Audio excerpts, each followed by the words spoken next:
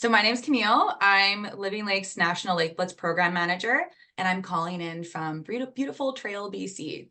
My favorite lake memory if I had to pick one, would be from my childhood, when my family would take me and my brothers to Sylvan Lake in Alberta, where I'm from. And we would swim and play in the shallow, warm water until the sun went down. I'll be your facilitator today, and Katie will be moderating the chat and answering questions and sharing some links and resources. So I just want Katie to take a moment to introduce herself and share her favorite lake memory. Hello, everybody. I'm Katie. I'm the Lake Blitz Program Coordinator. I don't think I can choose just one favorite lake memory, but I grew up going to a lake called Bobtail as a kid. I had a family friend who had a cabin there, and it holds a lot of my favorite childhood memories, and it is very close to my heart. So I think it's hard to pick one, but. Thanks, Katie. One team member that isn't present today, but who you get to know a bit better over the monitoring season is Victor Yin. Victor is based in Montreal and is our Lake Blitz assistant. So yeah, I just wanted to let everyone know that you'll be hearing from someone else this summer. For those who are totally new to the Lake Blitz and Living Lakes, let me just start by sharing a bit about our organization. So Living Lakes is a charitable organization that facilitates collaboration in monitoring, restoration, and policy development initiatives for the long-term protection of lakes, rivers, aquifers, wetlands, and watersheds across Canada. We're dedicated to bridging the gap between science and action to foster community-based water stewardship. I really recommend checking out our website to learn more about all of our projects and programs. So a little overview. This training is really your chance to meet us, the people behind the emails, understand your role as a volunteer, and get familiar with the program's resources. We're going to begin by explaining what is the National Lake Blitz. Following that, we'll discuss the supports for Lake Blitz volunteers, including available resources and staff assistance. Then we're going to cover the collecting and entering of data. And afterward, we're going to do a review, which will include a tour of our website and covering some of the tips that I'll mention through the data collection and entry session. Finally, we're going to have some polls and questions at the end where you can participate in 2 short polls and ask any questions. Either you can enter them in the chat as we're going through the session, or by unmuting and using the raise hand function to ask your question verbally if that works better for you. If we have time, I also have a fun word cloud activity at the end as well. And for those of us who are doing the level 2 monitoring, stick around after this call. So you'll stay for the whole hour, and then we're going to hang out for 15 minutes and talk about water clarity and pH measurements and any other equipment or process related questions you have. A little bit of housekeeping for the Zoom call. Feel free to ask questions as we go, like I said in the chat. Katie will be addressing some of the questions as we proceed, but some may be read out during the question period. You can also use the chat for responses, comments, ideas. We'll be sharing our links there, but we're not going to share every single link to every single resource we mentioned because it would just be clogging up our chat. So we're going to send you guys an email afterwards with all of the resources. So don't worry, you'll get a chance to explore them later. And I'll also be doing that website tour to show you where to find them. Further housekeeping, please mute your mics to reduce background noise, just to help the session go a bit smoother. All right. So what is the Lake Blitz? So it launched in 2021, and its aim was to promote widespread lake monitoring across Canada by providing volunteers with accessible tools and training. We recognize the lack of awareness regarding lakes' fragility and the threats that they face, and the Lake Blitz is seeking to enhance water literacy and highlight the impacts of climate, pollution, human development, and invasive species spread on lake health and biodiversity. And with the participation of over 50 organizations and 300 active volunteers, the Lake Blitz is fostering a national lake stewardship network, engaging communities across the country. And you can learn more about our history and our amazing work of all the volunteers involved in our Lake Blitz Volunteer Monitoring Summary Report. It's a really awesome resource that I'll be telling you more about right now. So it was released in March 2024. And it presents 3 years of lake monitoring efforts across Canada. Since 2021, over 300 volunteers have collected close to 30,000 observations from hundreds of lakes nationwide. This report really does break down the observations per region, so check it out to see where your region lies. Some of you may have contributed to this report, so Katie's going to be launching a poll so you can answer to let us know like who's new, who's a returning volunteer. So please take a moment to answer that poll.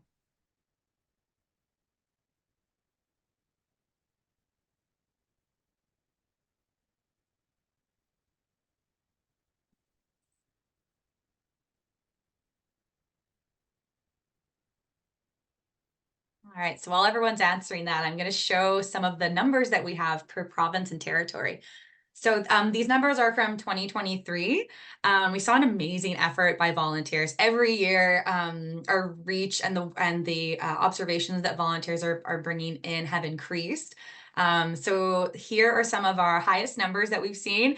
And this year we have over, around 570 volunteers that are registered. So I think our chances are pretty good to surpass these numbers this year.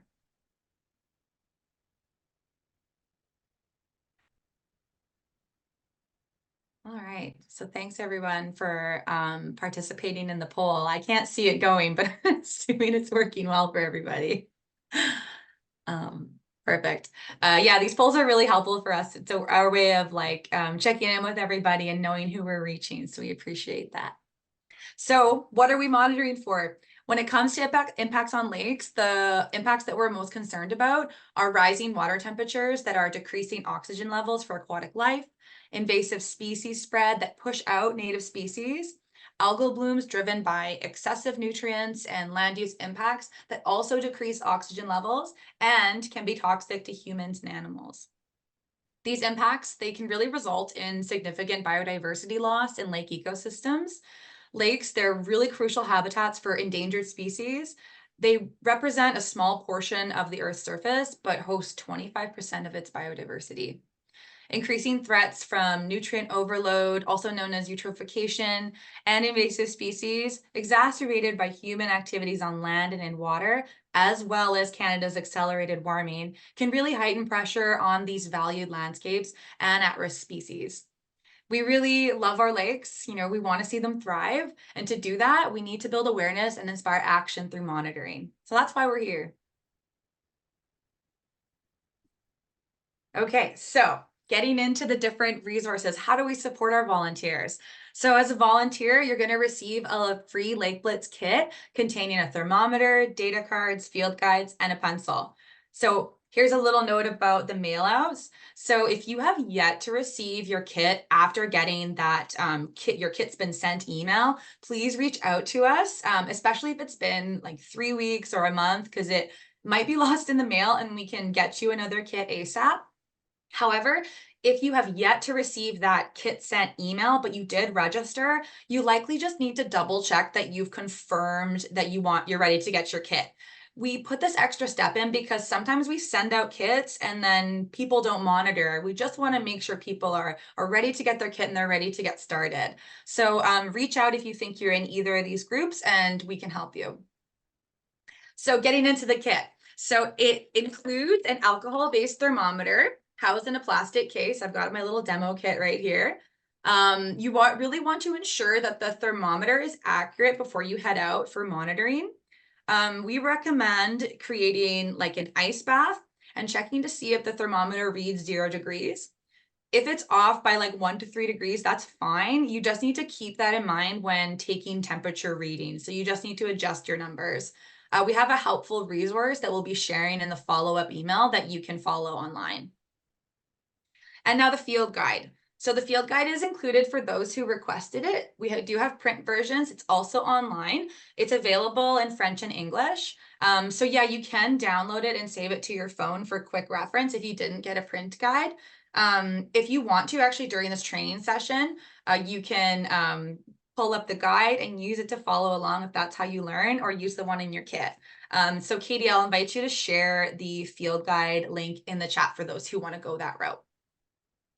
The other thing that's in our kit is our data cards. And these are super essential for noting your observations. They can be the main way that you record data or be used as a backup if you're having issues with the Survey 123 mobile app. You can always really depend on old pen and paper, which is actually a common practice in environmental monitoring alongside using technology. The data cards are pretty small, so if the font size on the cards is too small, just tell us and we can send you a PDF version for printing on standard paper at home, and we'll also be putting this on our website too. So the resources, the trainings, and everything that we offer. So there's lots available to you to make your monitoring season successful. So I'm going to provide just a quick overview, and then we'll do that website tour. So every year we run this training, it's recorded and it can be shared, and it will be shared on our Lake Blitz website and also in our follow-up email. Our website also has some really awesome 1-minute how-to videos that cover monitoring, uploading your data, and exploring your data on our observation map. For youth volunteers or volunteers with families, we also have a monitoring video tailored for kids. We also this year created a really handy volunteer calendar that has important dates that you can print out and stick to your fridge. This has all the monitoring weekends and some alternate date ranges if you miss a weekend, and also dates for our events. And our frequently asked questions, we've developed a really extensive frequently asked question page over the years based on common questions. We encourage you to check that out if you have any questions that pop up. If you can't find what you need, feel free to email us. We really do require, or we really do use the questions that people have to update this page as well. So please let us know if there's anything we've missed. Ongoing support. So throughout the monitoring period, volunteers are going to benefit from continuous support and opportunities for ongoing learning and networking. This includes our monthly newsletter. We send out regular e-blasts with monitoring weekend reminders. And we also have a Lake Blitz volunteer Facebook post, our Facebook group, where we put regular postings. And it's just a really great place to connect if you are on Facebook. So Katie's going to provide the group link in the chat. At the end of the day, Katie, Victor, and I, it's our job to help. So if you have any questions or concerns, email us, call us, or you can email us to arrange a call, whatever works for you. The speaker series. So one of our favorite things about the Lake Blitz is our summer speaker series, where experts, artists, storytellers, and researchers share insights on lakes, ecosystems, climate, and diverse experiences between May and September in these really rich but bite-sized 30-minute sessions. After each presentation, they will have a Q&A, which will allow participants to interact with speakers and explore their expertise further. This year, we also have these meetups that we're going to be doing. They're going to be, again, 30-minute sessions in June and August, and they're all about you guys. They'll involve sharing and some fun lake-themed activities to get to know your fellow volunteers better. They'll likely be in the evenings, so probably after dinner time for most of us, or during dinner. So yeah, feel free to attend either of these 2 sessions. There's going to be a poll at the end where you can share what activities you might be interested in. And if you don't see anything on the poll that you're interested in, let us know your ideas. Okay, we're getting into the data collection, the nitty-gritty. So let's dive in. For those using the field guide, you can start on page 6. We're going to end around page 24. So first off, when it comes to monitoring, your safety is of utmost importance. Here's some safety tips. Wear a personal flotation device like a life jacket when near deep water or in a boat. Always tell someone where you're going and when you plan to be back. Don't monitor in stormy weather. Avoid hazards like cliffs and construction sites. Don't trespass. Don't touch pollutants or harmful algal blooms. So I'm going to grab a drink of water, actually. I've just been talking so much. Okay, so locations and schedule. Let's start with that. So as volunteers, you're going to be monitoring your lakes from May to September at consistent times and a consistent location. So the monitoring schedule is set for each month's 2nd and 4th weekends, but there's flexibility here. Flexibility is the key word. So select times and locations that work best for you at the end of the day. So consistency is key for reliable data collection on temperature, wildlife sightings, and invasive species. We suggest around completing 10 days of monitoring, but even sharing observations once a month helps, especially if your lake is far away. Even if you're away for part of the summer, don't worry about it. You can still participate. You can monitor into October if you want to hit that 10-day mark if weather's good, or we can even find someone to cover for you. Really select safe and accessible locations with water that is at least 1 meter in depth for your measurements. So you can use docks, boats, or suitable flotation devices. I'm going to be using a paddleboard this year. Just a note that the shallower the water is, it tends to cue warmer, while deeper spots are ideal for temperature readings because they're going to show a more distributive temperature of the lake. They're not going to skew to that warmer side. And they're also really handy for the watercolor photos that you're also going to try to collect as well. Always wear a life jacket, ensure your safety when you're near water. But if that deep water isn't available, you can measure surface temperature while wading, but not swimming, in water less than 1 meter of depth for safety. And include this information in your observations in the other comments. So add some context to that. Say in your comments, I was only able to measure, wading from shore. So temperature. Oh, there's a little summary of all those locations and scheduling.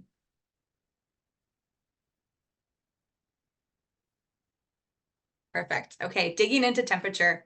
So this summer, you're going to be gathering temperature in 2 to 3 ways. It's going to start with air temperature, then to surface water temperature, and then, if you can, temperature at depth. So let's start with that air temperature reading. When you arrive at your lake, find a shaded spot to hang your thermometer. Don't rely solely on your phone's weather app. You need the local temperature for your own thermometer, from your own thermometer. The thermometers tend to find the temperature around 2 minutes. So you really want that reading to stabilize and then record it. And that takes, 2 to 4, maximum 4 minutes. Just depends on your device, which you'll get to know very well over the monitoring season. While you're waiting for your air temperature, you can make your other observations, like your photo observations, like lake photos, any wildlife photos you can grab, or any invasive species photos, or just start to look around. Air temperature is a really important measurement because climate change is increasing air temperatures, which affects surface water temperature and thus lake ecosystems, which I'll get into more detail in a minute. So surface water temperature at your designated spot near the shore, whether on a dock or a boat, start with the surface. Use the string attached to safely hold on to your thermometer and also to immerse it in the water for at least 2 minutes or until the reading stabilizes. You can read the thermometer while it's underwater if that's available to you, but to make this easier, if crouching is challenging, consider tying the string to a pole or a stick and lower the thermometer from standing. Water temperature is crucial for water quality, impacting aquatic ecosystems and water security. Higher surface temperatures lead to more evaporation and lower lake oxygen levels, affecting, really famous Canadian species like lake trout. Fluctuations in temperature can really harm their health and overall size.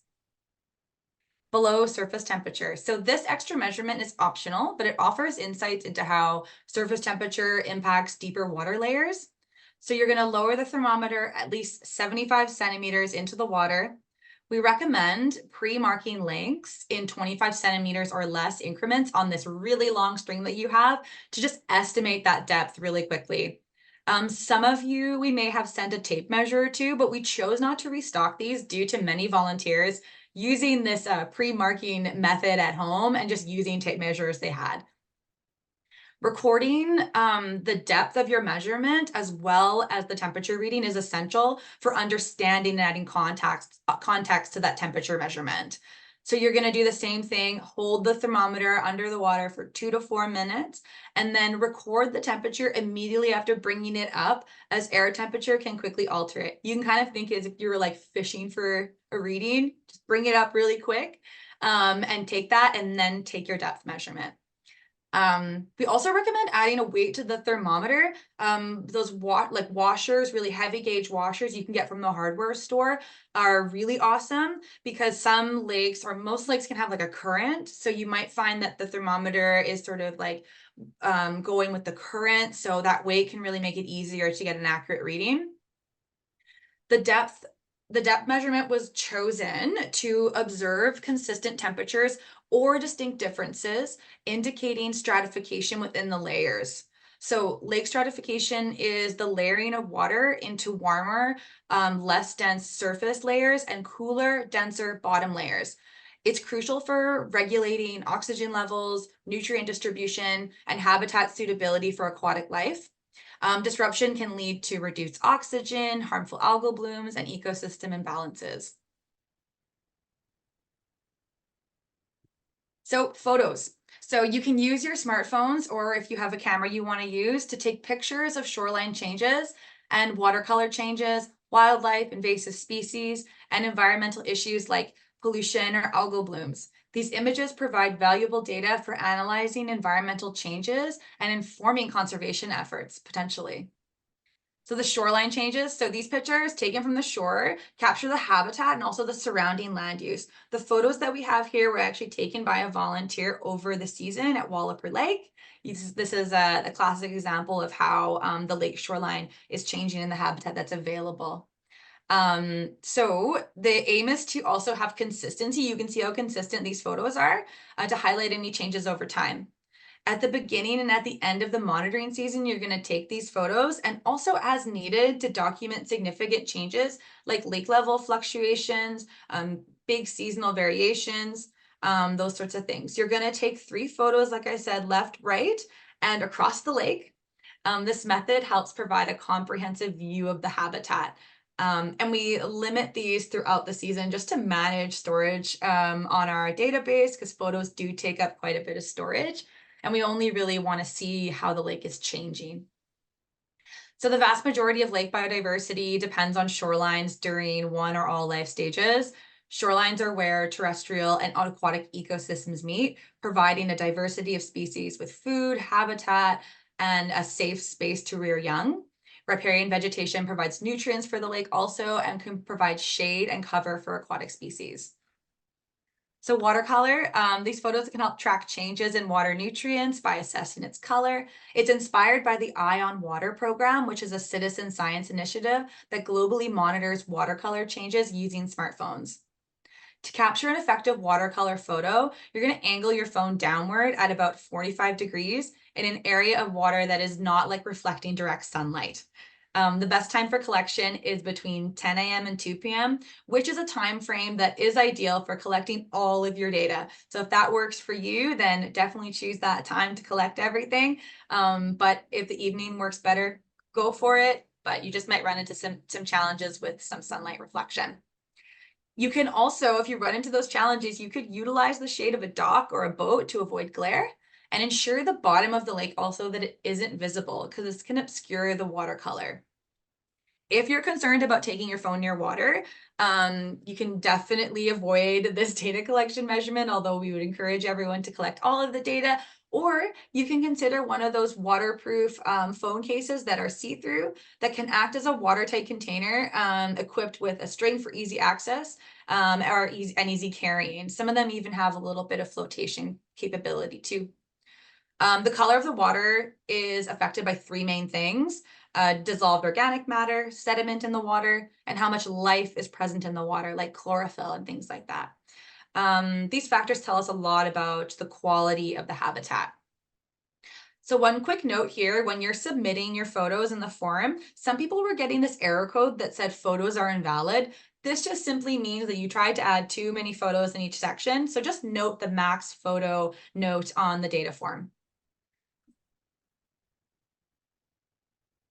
Okay, so wildlife. This summer, we want to know about the wildlife you're seeing at your local lake, and you don't need to be a biologist or a bird expert or a pro photographer. This is a chance for everyone to learn as they go. So we suggest using apps like iNaturalist to get to know wildlife. You can identify species using the app by sharing photos. It also gives you suggestions compared to what others saw nearby. Some pros on the app can even confirm your observations in this community. We have an iNaturalist project through the Lake Blitz, so you can join it to share your sightings, and Katie is going to share that in the chat also, a link to our iNaturalist project. The observation form this year makes entering data a lot easier by including all of the common wildlife names that volunteers have seen. So you can start typing in the common name and one will pop up. Otherwise, you can use the other section and enter your own observation, and we'll keep that list updated so it's even faster for people to enter their observations. So invasive species. So you can use the same methods for monitoring invasives that you do for wildlife using iNaturalist. However, there is an extra step. We want you to measure for plant invasive species kind of what the size of the spread is, which is a rough measurement meter by meter to show kind of how severe the spread issue is. So you can do that for up to 3 species in your observation form. Make sure you're familiar with which invasive species are a priority in your area, how to identify them, where to report them by checking resources provided by your local invasive species organization. Sometimes they even run trainings you can jump in on too. The Lake Blitz Field Guide includes pages dedicated to common invasive species you might see, both plant and animal, as well as reporting lines for each province and territory. Over the past 2 years, we've held information sessions also, which we'll be sharing with everyone. And observing invasive species is really important for early detection and management. It enables timely intervention, preventing ecological and economic damage. Speaking of reporting, we encourage all of our volunteers to report invasive species and remain vigilant about issues and concerns at their lake. These may include pollution, such as the litter you're seeing, or chemical spills, shoreline changes, such as clearing of habitat, wildlife concerns that relate to that, algal blooms. For pollution incidents, please contact your regional polluters reporting line promptly. Also remember to bring a plastic bag to collect litter around your lake, contributing to cleanliness and preservation. But be sure to use gloves and watch for biohazardous waste. Just leave it and report it to your local government. For algal blooms in particular, familiarize yourself with what is and isn't harmful algal blooms. Our Dive Deeper section on our website has some awesome resources on how to identify algae. You can even watch our speaker series, Algaes in Watersheds, Friend or Foe, to get a crash course on it.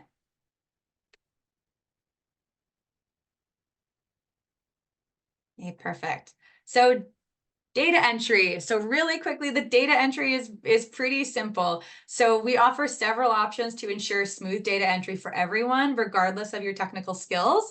You can use the data cards provided in the kits, or you can use the Survey 123 mobile app to upload data directly while you're in the field. Regardless of your method chosen, we want all the data to be entered into the Lake Blitz observation form by the end of October. Okay, so to use the app, you're going to download it from your phone's app store. It's free and no login is required. I repeat, no login is required. You can access the app without having your email or password. You just have to select continue without signing in and connect to the Lake Blitz observation form, which will be available on our website through a QR code that you can scan. There is a new form each year. So for those of you who are returning volunteers, the 2023 form is now the 2024 Lake Blitz observation form, and you need to reconnect to it. If you want to enter data on the website, that will be available as an embedded form similar to the registration, so you can enter data that way. It'll be available before the first monitoring weekend of May 10th to 12th on our website, like I said, or you can scan that QR code using the app. Tips for using the app. If you're out of service and you can't send it right away, you can use the save to outbox function to enter data offline. It just simply saves your form and then it just uploads it once you're back at home and in Wi-Fi or cell service. And if you are using the app, ensure you're at your site before sending your data or saving it, because it's going to lock in your location. So a lot of volunteers have had their data and they're like, I'm going to enter it from the app at home. But then it tells us that you monitored your lake at your house. That's a common thing that happens, and we can fix it really easily for you. So if that does happen, or you want to make any other edits, contact us and we can do that really quickly for you. With all that said, if apps aren't your thing, you can just use the cards and you can use our website. We've got how-to videos on how to enter data that are 1 minute long, and they can kind of give you a crash course. So once you've submitted your data, it's going to go right on the Lake Blitz observation map. They're linked together, and you can explore all of the data that we've collected since 2022. You can also access the data and analyze it, even download it on Living Lakes Canada's Water Hub. So I definitely recommend checking that out. Hey, thanks everybody. So we've come to the end. Now is our recap section. I'm gonna do a short website tour. Let me just switch my screen. Okay. Perfect. Okay, Katie, can you see the website page? Awesome. Okay, right on. So our website, we've redesigned it based on volunteer feedback from last year. So thank you to everyone who filled out the survey. We helped to make the website a lot more easy to navigate. So if you prefer to read everything in French, you can do a switch by pressing the French translation button. You can access our Lake Blitz observation map here and in another section down the page. Here's where you can find our volunteer calendar that I'll open. There you can see all of our dates and a helpful legend. We'll be sending a link to this after. Oops. Perfect. There's our email. If you want to watch our wrap-up video from last year and get inspired for this year, definitely recommend checking that out. We also have our report here. So I'm going to open this so you can see its functionality. So we have it set up as a flip book, which has this really, it has a feel of actually flipping through a report. But if you wanted to look at it as a PDF, you can download it and save it and read it. Read it throughout your monitoring season or before. Definitely recommend checking this out to get an idea of, the network you're joining. Perfect. And at the bottom here are all of our tiles that lead to our field guide. We'll have a photo challenge from June to the end of July. Here's our link to our observation map. Here's where you can register for our speaker series. All of our how-to videos and other webinars you can find here. We also save and archive all of our newsletters. So if you wanted to read some of the resources that we're sharing, that's a great place to look for that. Or if you missed some throughout the year. Here's our dive deeper section where we put links to different podcasts and resources from our partners that are joining the network as well, and our frequently asked questions page. And we definitely encourage everyone to share the link to our donation page if you want to share that with your families to support the program in other ways as well and help bring kits to other volunteers. Perfect. Oops, where did my thing go? Let me launch our presentation again, and I'll go over some of those tips that I mentioned.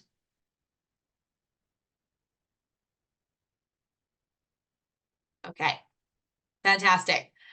So kind of a quick overview. So our field guide, this is a great resource that has all of the things you need to know for monitoring. So definitely check that out. We even have some really great tips in there. So I recommend that. Some of the other tips that I mentioned, follow safety guidelines.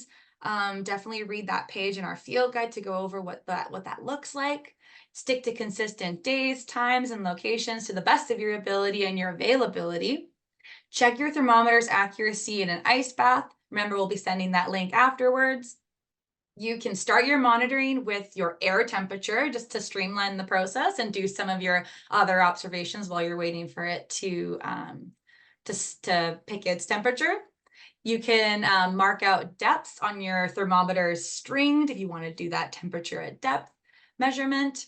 Use iNaturalist to identify plant and animal species. It's a great app. I definitely recommend it.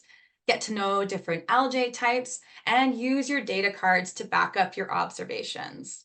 Now I'd like to pass it over to anyone who had questions in the chat. We might not have time for our word cloud, but maybe that's something we can add to our first meetup to maybe that'll entice everyone to come to that first one. So Katie, I'll invite you, if there's any that were in the chat, you can read those out. Otherwise, everyone at the bottom of your Zoom screen, you're gonna see a raise hand function. You can raise your hand just so we have some sort of order to questions. And if you wanna read or if you want to verbally ask your question, sometimes that's easier for folks. Okay. Fire away. Okay, I really quickly just want to go over a few things just that I was seeing in the chat. Number one, you don't have to log in to the Survey 123 app. There's a little, what we have a how-to on our YouTube, and we'll share that in the email that we send out with all of these links we've been sharing with you. And yeah, you can just sign in as a guest. And as soon as you fill out one survey, if you have the app, it'll just stay on your phone or whatever you're using to submit the data. Yeah, and then number two, if you are on the same lake as someone, that's fine. Having more data points is a plus, we would say. It helps create more robust data. We have quite a few people that volunteer on Kootenay Lake, and we're able to use that as one of our hotspots. And yeah, we found that it's a positive. So don't worry about that. Maybe try and pick different spots. And yeah, if you've noticed, you can send us an email and we can send you some information on that. Awesome. And then Camille, to start with the first question, what advice would you give to someone whose lake changes depth throughout the year? And how can they keep a consistent spot if the lake is going more shallow where their monitoring location is? Yeah, I mean, that's such a good question. What I would say is maintaining that consistency and then maybe just taking this approach of like widening your perspective to see how that change in water level might be impacting things around the lake, like the ability for people to interact with the lake, your ability to take those temperature readings. Also, maybe it's affecting some of the wildlife and the different habitats that surround the lake. I would say documenting how the water level is changing is really important, even if you're not able to get some of your measurements. Like if you're monitoring from a dock or from shoreline and the water level is changing quite a bit, you're not going to be able to get that temperature reading. It's just, there's going to be muck sediment. You're gonna get stuck in the muck if you try and get that measurement. So I would just add as much information as possible into those other comments and observations. Like we're noticing these water levels have changed drastically. We want to know that information. So I would definitely still visit your lake as much as you're able to, even if you can't gather all of those temperature readings, and just document the other changes that you're seeing, because that's really important for us to understand how that impacts, especially on systems that are more controlled, like a reservoir, or just lakes that are impacted by dams in some way. Awesome. Thanks, Camille. The second question is, do folks measure with the tip of their thermometer or the butt? And how do they choose how deep it should be? Oh yeah, that's a really good question. So I think I understand what you're asking. So the thermometer is going to take the reading near the bottom here. If you're doing the depth measurement, you're going to want to include the bottom to that part on the string also. So don't forget to include your thermometer in your depth measurement if you're doing that. But I would just submerge your thermometer on the bottom bit here where you see a lot of those holes. So yes, I hope that answers your question. And we kind of covered this, but just to be more specific, what is the eventual use of the data that we collect? Yeah, exactly. So the Lake Blitz as a citizen science program is focused on education, awareness, and building a data set. That research question and why we were asking that in the polls is our way of now that we have a community of volunteers that want to do the monitoring and they're collecting a large data set, now we can explore it. And what we're trying to do through this research question approach is not have it be so narrowly focused on one particular question, but because you're collecting so many different parameters of lake health and biodiversity, there's a lot of potential for various questions. So in the end, we're going to be creating the resources for individuals to do their own investigation and their own inquiry, because we are an education and awareness program, but we want to also build capacity for people to do their own investigations. So in future years, we're hoping to do some data analysis courses, do some workshops with volunteers on how to pick through and clean data. And hopefully that will only enrich your monitoring experience and allow you to go even deeper. So to wrap that answer all up in a bow, the potential is definitely vast in that we can apply a bunch of different research questions. And at the end of the day, it's going to be up to the individual or the organization how they want to use that data. But we will be providing examples through our research questions that we'll be exploring and providing examples as case studies so that you can kind of see how it was done at other lakes. So yeah, that's it. The purpose of the data is to empower people to dig a little bit deeper into it. So, thank you. We have a ton of questions about the schedule and consistency. I'll just let you speak to that, Camille, and Yeah, I can explain that deeper. So yeah. Lake Blitz team and this program, we're always trying to balance the quality of the data in terms of consistency and also a data set that we can work with, but also wanting people to have a rich experience and build a stronger relationship through monitoring with their lakes. So we're trying to balance that and also flexibility. So in terms of scheduling, it's recommended to get 10 to 12 days each year of monitoring. That can be a lot for individuals, and sometimes people feel discouraged and don't think that they're doing a good job or don't want to participate further. We don't want to encourage that at all either, because there are still ways to take a less arduous schedule and make it still very rich and informative for your monitoring season. So the regular schedule, just to give it structure, we say the second and the fourth weekends of each month. So that's how you'll sort of follow it, and our calendar lays it out for everyone. Within that calendar, I'll just explain this a bit more because it might be confusing for people. We have these alternate dates, which are usually just like 2 to 3 days deviation from when you monitored last. So it's not a big deal if it's you usually monitor on a Saturday and you have to do it on a Tuesday. That's fine, but we wanted to make that really clear in the calendar that these are some alternate dates for everybody. So shout if that's not clear, and we can definitely alter the calendar for next year. So we do have that structure there, but I do recommend in terms of time that you pick a consistent time that works, because say you're monitoring in the morning, it's going to be, cooler air temperature, warmer water. Then if you monitor in the evening, it's going to be reversed, right? So, actually, I said that wrong. Sorry. So regardless, the temperature in the morning of the water and the temperature of the air is going to be different from the evening. So if you're changing it a bunch, it's really hard to compare the data that you're collecting at that lake from day to day. So you want to keep that consistent if you can, but the days have some flexibility.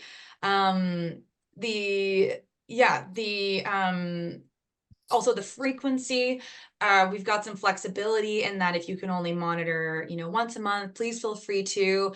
If you want to create a monitoring team, we can help facilitate that if there's volunteers in your area too that can cover your dates, that can just help us get to those 10 days. We just really want people to maybe take a collaborative approach if they are finding that they just can't fill all those monitoring days.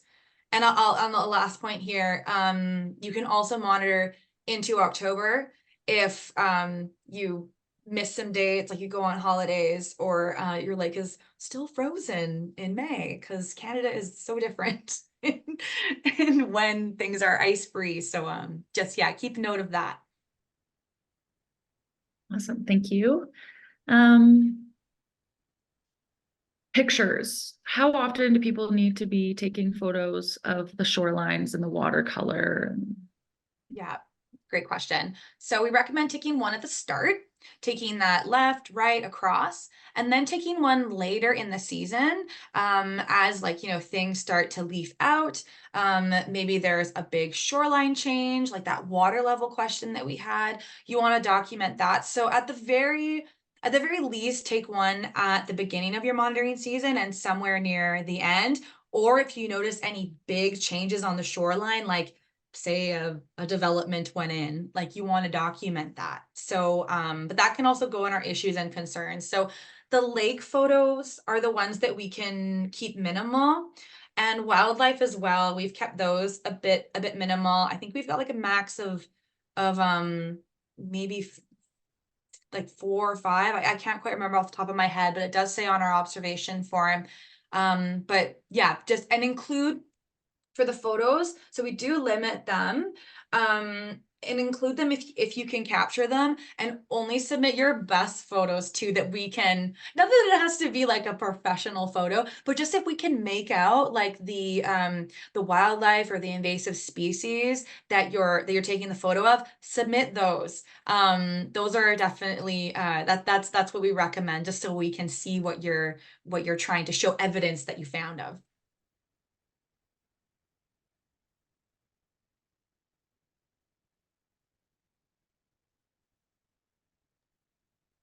Cool. If I'm missing anybody's questions, you could pop them back in the chat, or feel free to come on here and ask them. I think I've gotten everything.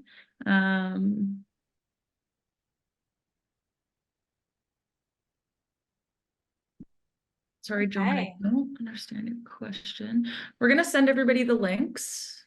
So you'll get all the links that we talked about today. The link for the calendar is on the website, but we will share that with you. Again, I'm still seeing this question. You don't need to log into the Survey 123 app. We do have a how-to video on how to enter data, and that will also be shared in the follow-up email with all the links. It's a really common question. It can be confusing at Yeah, first when we're so it used to is. logging into everything. Yeah, it's a weird app too. So yeah. Yeah. Yeah, I see Barbara. Barbara has a question. Yes, about the surveys. There's no surveys yet, so when you go into the app, there won't be anything to see, right? Yeah, not quite yet. So, yeah, I get to like kind of explain that a bit more. So, I mentioned that once our observation form, we're just linking it to our observation map right now. So we want to make sure that that's running smoothly. That should happen early next week, and then it'll be on our website. We can send an email out to everybody who's on our mailing list that, hey, the observation form is live. To connect it to the app, you're gonna scan the QR code. And then once you say, I'm going to open this in my app, it'll save it there until you delete it. So that it's really easy to connect it through the QR codes. Or you can do it by a link. It'll give you an option how to open it. And if you select app, boom, it'll be in there. And of course, we're always here to answer questions. You guys will probably have more questions at the start of your monitoring season. And once you get familiar with the tech and the tools, it'll be a lot smoother. So ask all your questions, and also check out the frequently asked question page, because we got a lot there related to the app.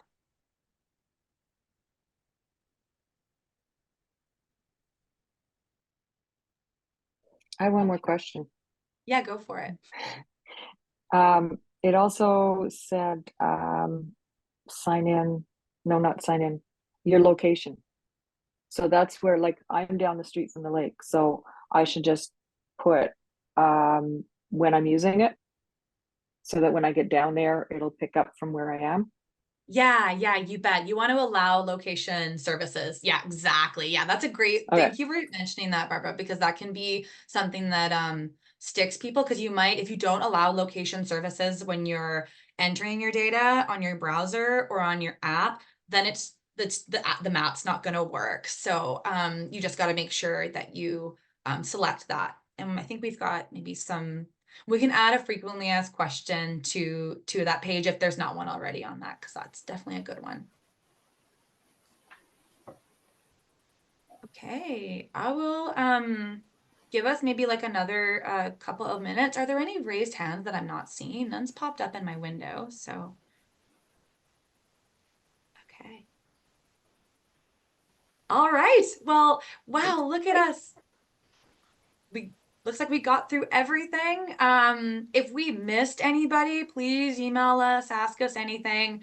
But with that, thank you all so much for attending the training. There's going to be a recording that's going to come out. It is the weekend, so it might be just a couple of days into next week. But we'll have all of our links. Check it all out. Take it. We gave you that quick tour of the website. Look at all those different resources. We worked really hard to make sure that we have things for our volunteers that provide, lots of really great, rich learning opportunities. So yeah, please check those out and have a wonderful weekend. Level 2s, let's stay on for another, 10, 15 minutes to cover water quality and pH. And yeah, then we'll answer your questions as well. But thank you, everyone. Have a great weekend. How do you Oh, know if you're Barbara, do you have level another 2? question? You're How do you level know 2. if you're Yeah. level 2?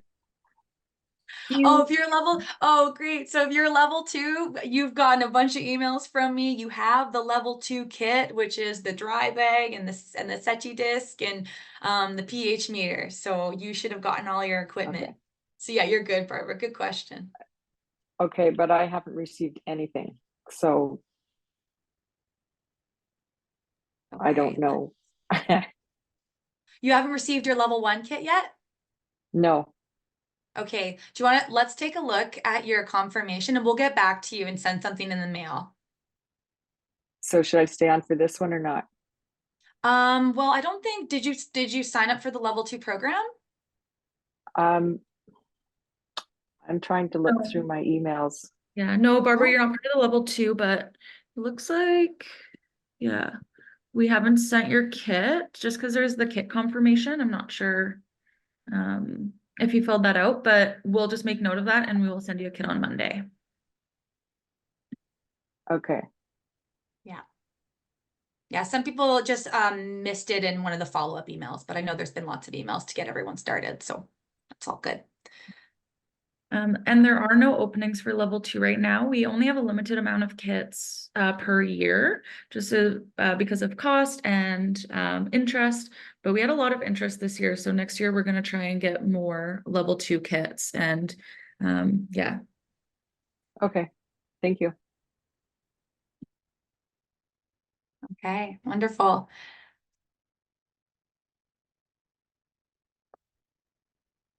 All right, well, have a great day, everyone. Enjoy watching Star Wars if you celebrate. May the 4th be with you.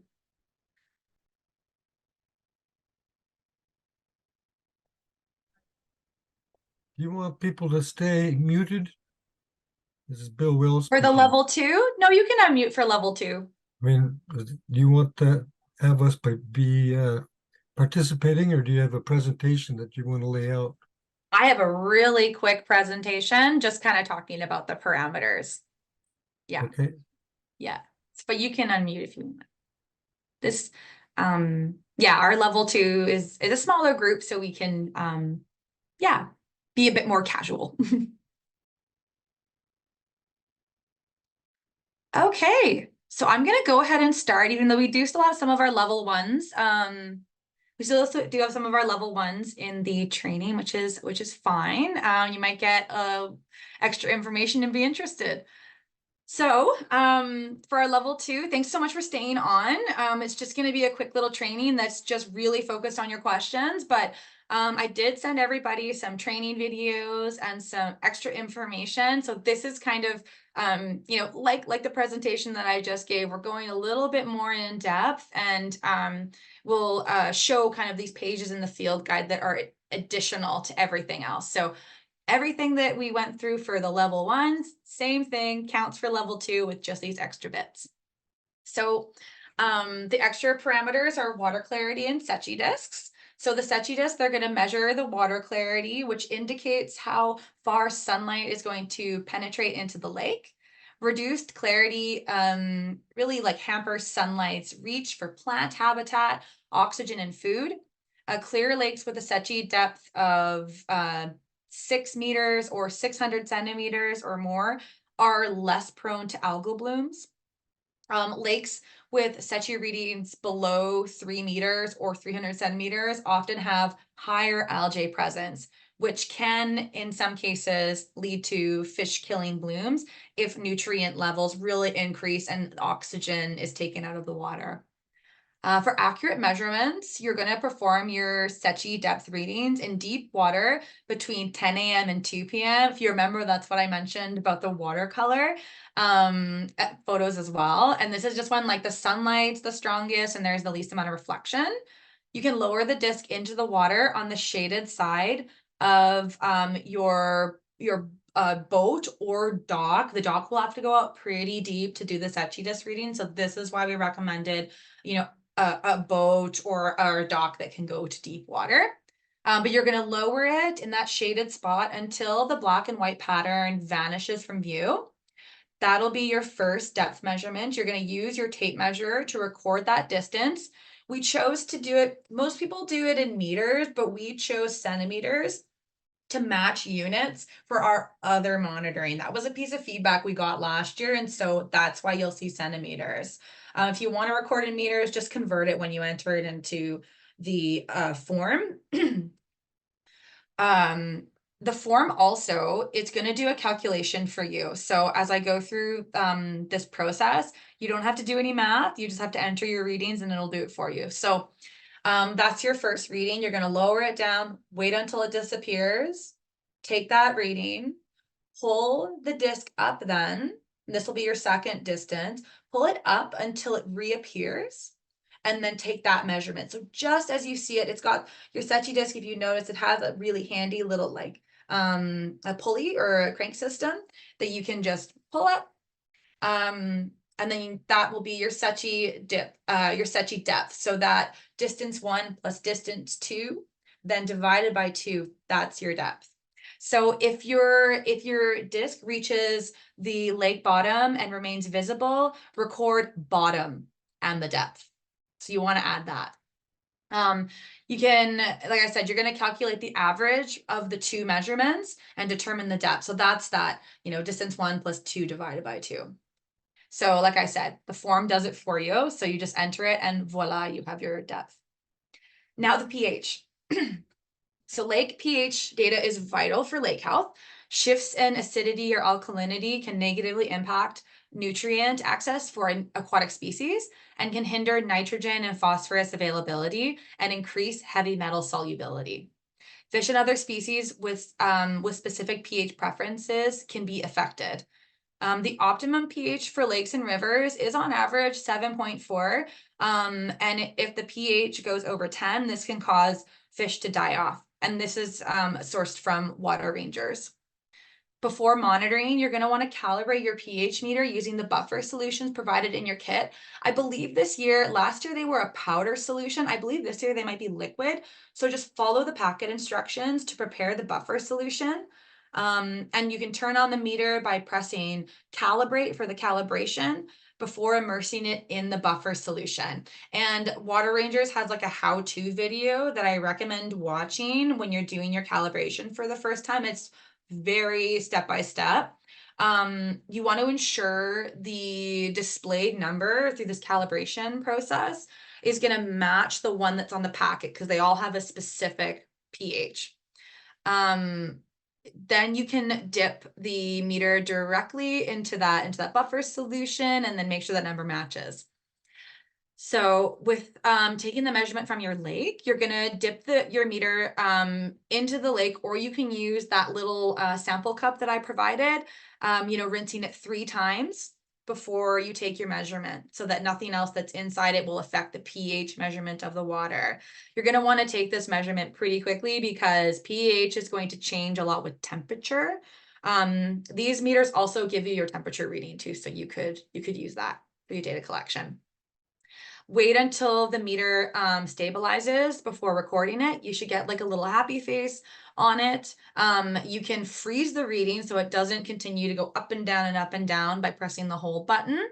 And then you want to, if you're gonna, when you take like another reading later in the season, or when you're storing your pH meter away for the winter, you just want to rinse it with distilled water before the next measurement. You'll want to do the same thing with the buffer solution as well. So head to your pharmacy or your local grocery store and you can get like a jug of distilled water to use.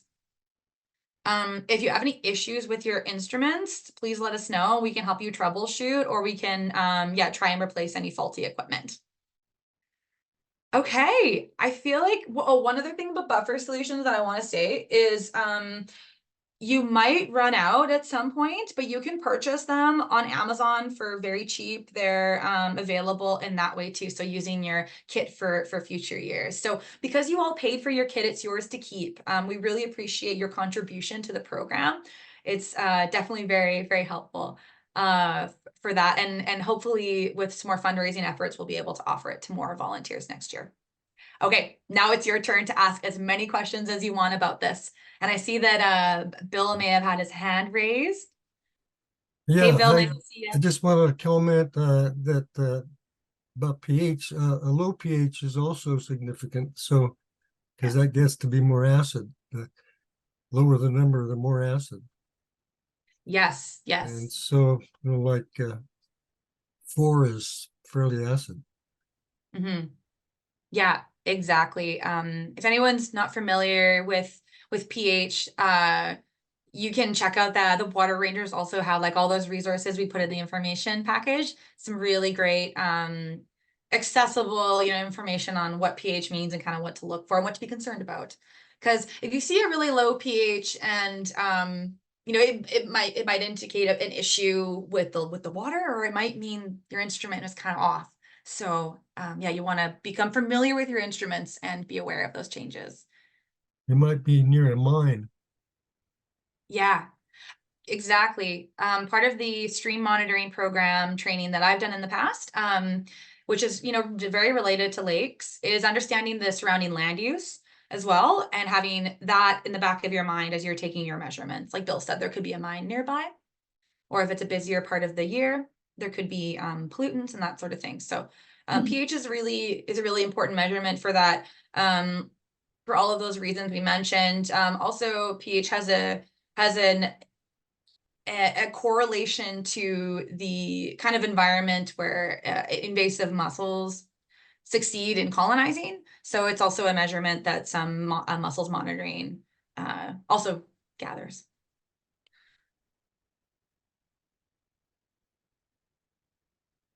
Okay. And are there any other questions? Any that popped in the chat at all? Yes. Hi, everybody. Thanks for doing this. It's very helpful. I just wanted to go over the pH monitoring again. I find that the most confusing.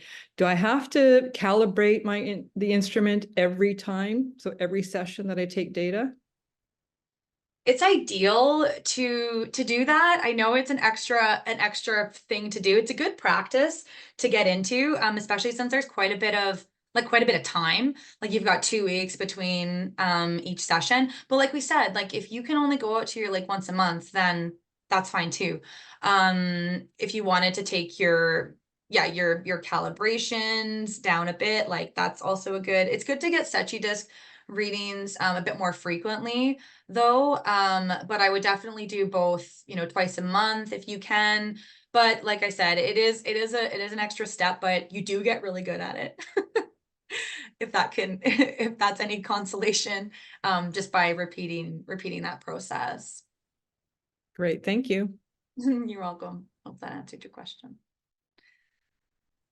There's a- AJ's wondering, should the pH measurements be taken from surface or from depth? Yeah, I would take those from surface. This is where like you can take your your measurement at the water surface, but if you don't want to like hold your meter, that's why we have that sample cup, and you could just take a measurement, rinsing and kind of going through the column in that way. If everyone can please, like depending on what method you choose, if you can add that into your comments, that would also be very helpful. So we have some idea of like the methods you used. That those two methods being either from the surface or using your cup. But yeah, you don't need to submerge the meter. It is waterproof, but You might use something like a ladle, but also make sure it's inert, like plastic or something, not some sort of metal that might have yeah. an oxidation, change the pH. Yeah, Bill's been a volunteer with the Lake Blitz for a number of years now and always has these really interesting and really helpful like hacks that he's come up with. The one who inspired the using a stick or a pole to attach your thermometer to. Thank you, Bill. That's a really good point. Yeah, you could definitely do that. But like I said, add context to all of your readings. Add that in for extra information. Hi, Kamala. It's Nancy Statler Salt. So I did the level 2 last year, and I found my pH meter, the reading never really settled. It kept adjusting, and I didn't have a happy face on the screen that you mentioned earlier. Is there some some trick to get that number to stabilize? Yeah, it can be a real pain. What I've done in the past is I'll let it sort of like run and go and kind of like go between, and then I will just pick the average one.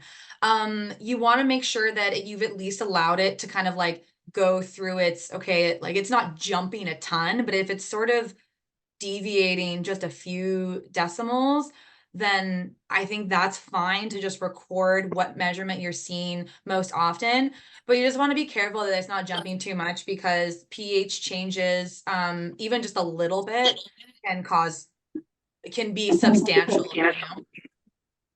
So Yeah. is there kind of a general amount of time you should leave it in like I did the sample cup, I would scoop out the water and put it in the sample cup. Is there's kind of an average amount of time for the reading to be stable? Yeah, that's a good question, Nancy. I would say honestly, like, yeah, like maybe 5 minutes. If it's going into 10, I've had a volunteer waiting for, half hour. You shouldn't need to wait that long. The probes aren't, they do tend to sort of like jump around a bit, but I would say, yeah, wait about 5 minutes, but not anywhere close to a half hour or anything like that. One thing you could do is see how long it takes to adjust to your buffer. Start it, do one buffer and then change it to another buffer and see how long it takes to come up with the accurate measure. Okay. That's a good All idea. right. Nancy, can you let us know how it goes? I will. Yeah. Thanks. Yeah. Okay.